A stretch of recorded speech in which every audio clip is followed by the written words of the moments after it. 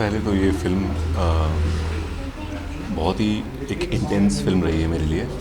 और एक शायर की ज़िंदगी के ऊपर बेस्ड करके ये फ़िल्म है। एक फ़िक्शनल हमने एक कहानी बुनी है इसके ऊपर कि उस ज़माने में जो शायर होते थे उनके वो कैसे होते थे और उनकी ज़िंदगी क्या होती थी। फैमिली सपोर्ट, हम सब आई थिंक मोस्टली ऐसे घरों से हैं जहाँ से फादर मदर चाहते हैं कि एक सिक्योर जगह जाएं या सैलरी एक जॉब में जाएं, लेकिन उस टाइम पे भी ऐसा ही था। और मजाज साहब घर से लड़के एक शायर बनने निकले थे और एक इनकलाबी शायर थे। और उनकी ज़िंदगी, उनके ज़िंदगी के हादसे और क्या हुआ। और तो आई थिंक बहुत ही सेंसिटिव एक कहानी है और हमने उसे जितनी सफाई से पेश करने की कोशिश हमने की है, आई थिंक आपको अच्छी लगेगी। हर एक शख्स ये चाहता है कि मैं एक शायर बनूँ, शायरी जैसी खूबियाँ मेरे अंदर आए। तो वो तो एक वाकई में एक शायर थे। उनकी ज़िंदगी को आपने जब महसूस किया, जब आपने खुद में ढाला, तो आपको क्या फ़ील हुआ उस वक्त? क्या ज़िंदगी वैसी हुई थी उनकी जैसा लोग उम्मीद करते हैं?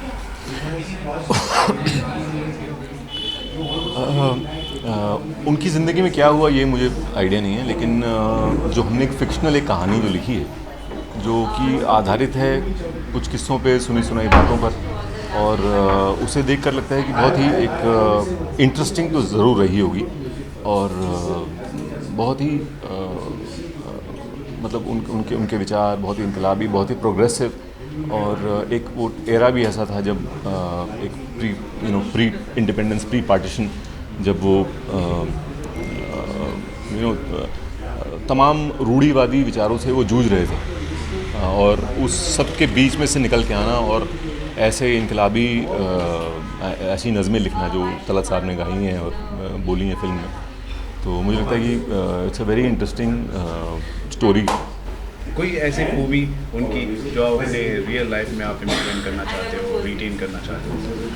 यही कि वो कभी रुके नहीं, वो कभी रुके नहीं, वो आगे बढ़ते ही चले गए। और समाज की जितनी कोशिशें थी उनको रोकने की, वो कभी बंधे नहीं, कभी रुके नहीं। और लिखते चले गए, लड़ते चले गए। और मुझे लगता है कि he is truly N inspiring character.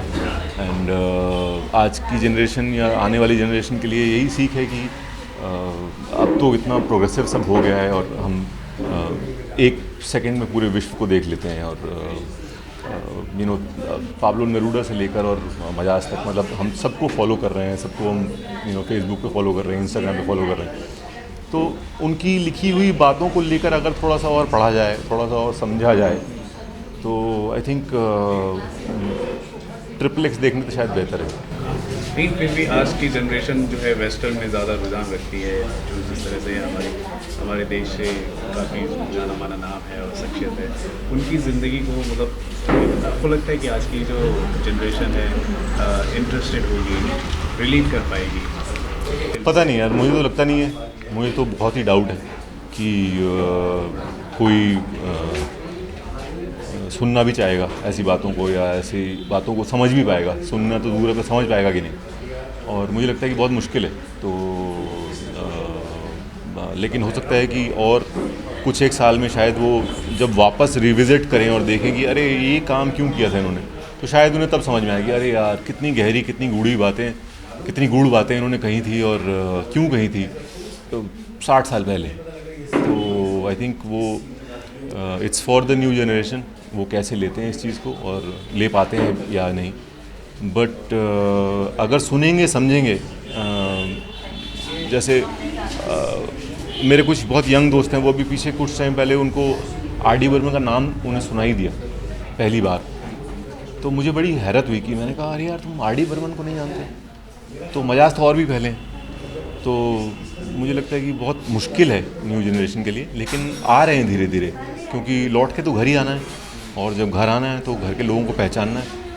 तो ये हमारे घर के ही लोग हैं, मजाज, आर.डी. बर्मन। आई थिंक इनकी लिखी हुई बातें, इनकी कही हुई बातें सुनना समझना बहुत ज़रूरी है अपने ग्रास रूट तक पहुंचने के लिए। आप पर्सनली कितने कॉन्फिडेंट हैं फिल्म को लेकर, जिस तरह से दिखाया गया है? जितना आप कॉन्फिडेंट हैं, जितनी मेरी न्यू जनरेशन कॉन्फिडेंट है, जितना वो चाहेंगे, जितना वो सुनना चाहेंगे उतना सुनेंगे बाकी अल्लाह हाफिज़।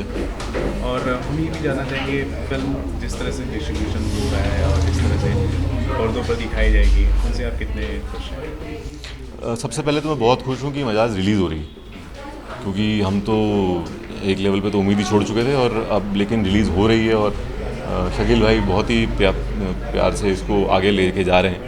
तो अच्छा लग रहा है कि हाँ फाइनली फिल्म रिलीज़ होने वाली है, और जितने भी लोग जाएंगे कुछ तो देखेगा। और एक फिल्म का रिलीज़ होना बहुत ज़रूरी होता है, एक इमोशनल रिलीज़ है, एक कैथार्टिक रिलीज़ है, और it's very important for everybody, because सबने टाइम दिया है। हम लोग 3 महीने हम लोग अलीगढ़, आगरा, फतेहपुर सीकरी, जयपुर, हम लोग इतना वक्त वहाँ बिताया है। 3 महीने भी एक साथ नहीं, साल भर लगा है इसको ब्रेक कर करके, क्योंकि फिर सर्दियों की वेट की, फिर वो टाइम मैच किया, तो मेहनत तो हुई है।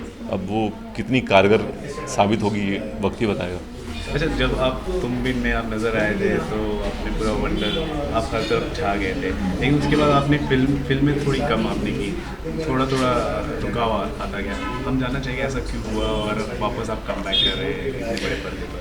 मैं तो हर फिल्म में मुझे लोग बोलते हैं कम बैक है, तो मेरे लिए कोई नई बात नहीं है, लेकिन ऐसा ही हुआ।